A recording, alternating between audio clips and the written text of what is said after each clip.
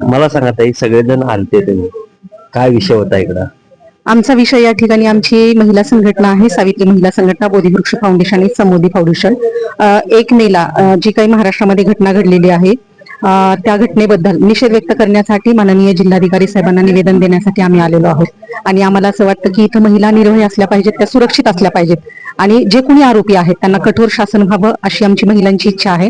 आणि याबरोबरच जर महिला प्रतिनिधी असतील तर दुसरे जे महिला प्रतिनिधी आहेत, लोकप्रतिनिधी, त्यांनी त्यांच्याबद्दल अवमानकारक वक्तव्य करू नये. त्यांचाही सन्मान त्यांनी ठेवावा. जर त्यांचा सन्मान ठेवला जात नसेल तर आमच्यासारख्या सामान्य महिलांचं काय, असं आम्हाला वाटतं. तुम्ही बिल पास करता आणि इकडे महिलांच्या बद्दलचे काही सुरक्षिततेचंच वातावरण नाही. आम्ही सेफ्टी ऑडिट घेतलेले, आता ताईंनी सांगितल्यासारखं 3 वर्षाच्या मुलीपासून 70 वर्षाची म्हातारी सुरक्षित नाही.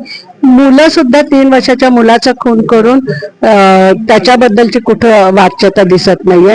हे काय चाललंय काय? आपण इकडे कायद्याचं राज्य म्हणतो, तर कायद्याच्या प्रमाणे आपल्याला सर्वांना जे कुणाच्या वरती अन्याय होत आहे, जात पात धर्म प्रांत आणि लिंग न बघता अन्यायग्रस्तांना न्याय मिळाला पाहिजे, ही आमच्या संघटनेची मागणी आहे. धन्यवाद. तुमचं काय म्हणणं आहे? आमचं काय नाही, म्हणजे जे झालंय ना अत्याचार, त्याबद्दल आम्हाला खूप निषेध वाटतंय आणि खरं म्हणजे त्यांना न्याय मिळाला पाहिजे. आणि जास्त का त्यांना असं सोडल्यापेक्षा फाशी सुद्धा झाली पाहिजे, कायद्याप्रमाणे फाशीची शिक्षा झाली पाहिजे असं सगळ्याच म्हणणं आहे. कायद्यात जी बसेल, कायद्यानुसार जी शिक्षा असेल ती त्यांना द्यावी आणि कठोरात कठोर शासन लवकरात लवकर करावं आणि हा निर्णय आमच्यापर्यंत यावा की त्याला शासन झालेलं आहे हे करण्यासाठी. आणखी एक महत्वाचं मला वाटतं की ज्यावेळेला मुलींवर अत्याचार होतो त्यावेळेला तिचं जात आणि धर्म न बघता ती एक मुलगी आहे म्हणून सगळ्यांनीच रस्त्यावर यावं, सगळ्यांनीच त्या आरोपीला कठोर शिक्षा व्हावी याच्यासाठी सगळ्यांनीच प्रयत्न करावेत असं आम्हाला वाटतं. धन्यवाद ताई. तुमचं म्हणणं काय? हा जो गुन्हा आहे तो फास्ट ट्रॅकवर चालला पाहिजे आणि लवकरात लवकर न्याय मिळाला पाहिजे पीडितांना. माझं म्हणणं आहे की हे रोज उठून अत्याचार होत आहेत. म्हातारी हे सोडत नाही का, लहान मूल सोडत नाही, महिला कुठेच सेफ नाहीये, सुरक्षित नाहीये. तर माझं म्हणणं आहे की हे मंत्री संत्री लोक त्याच्याकडे दुर्लक्ष करतात, म्हणजे जातीने लक्ष देऊन त्याच्यावर कारवाई होत नाही. ते रोज उद्घाटन करण्यात आपल्या कामामध्ये व्यस्त असतात.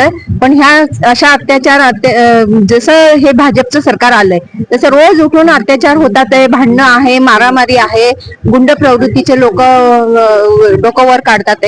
मग हे कुठेतरी थांबायला पाहिजे.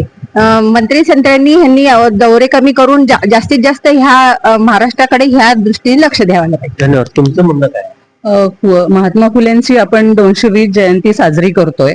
मग तेव्हापासून जी म्हणजे सावित्रीबाई आम्हाला महिलांना स्वतंत्र करण्यासाठीच त्यांनी शाळा काढल्या, याच्यासाठी आम्हाला स्वतंत्र मिळालंय का?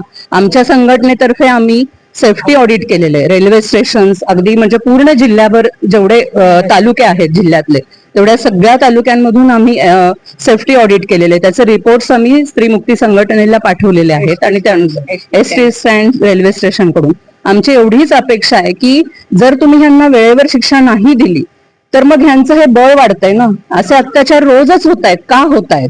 याचं फक्त एकच आहे, आम्हाला लवकरात लवकर या घटनेचा, नसरापूर मधला जो आरोपी आहे तो आधी पण सुटलेला होता आणि हा त्याचा 3रा प्रयत्न आहे.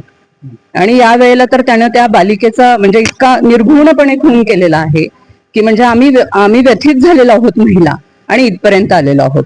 तर प्लीज आमची या गोष्टीची दखल घ्या आणि आम्ही सुरक्षित आहोत का खरंच या सरकारच्या याच्यामध्ये याचा विचार करा आणि आम्हाला न्याय द्या. धन्यवाद ताई. तुमचं म्हणणं? माझं म्हणणं काय, लवकर सगळेजण निवेदन देतात, ते सगळ्या मंत्र्या संतांपर्यंत पोहोचलं जातं, पण त्याचा पटकन निर्णय का होत नाहीये आतापर्यंत? कुठलीही आता म्हणजे माझ्या तरी अनुभवातून आहे की आतापर्यंत कुठलाही निर्णय लगेच लागलेला नाहीये. आणि लगेच म्हणण्यापेक्षा तो लागलेलाच नाहीये, भिजतच आहे तोपर्यंत, तारखा वगैरे हे असंच चाललेलं. तर एवढीच विनंती आहे की लगेचच आम्हाला 3 महिन्याच्या आत लगेच निकालला पाहिजे. धन्यवाद ताई. तुमचं काय म्हणणं आहे ताई? मी हे काही लोकांसोबत आलेलं आहे. तुमचं म्हणणं काय ताई? माझं पण ह्या सगळ्यांना मी सहमत आहे. माझी पण हीच इच्छा आहे की सगळ्यात जास्त शासनाकडून जी काही कठोर शिक्षा असेल ती व्हायला पाहिजे आणि महिलांवर अपशब्द नाही उठवले पाहिजेत आणि हे बलात्कार पण थांबले गेले पाहिजे. धन्यवाद. खूप काही चांगली माहिती दिली आहे सगळ्या महिलांनी.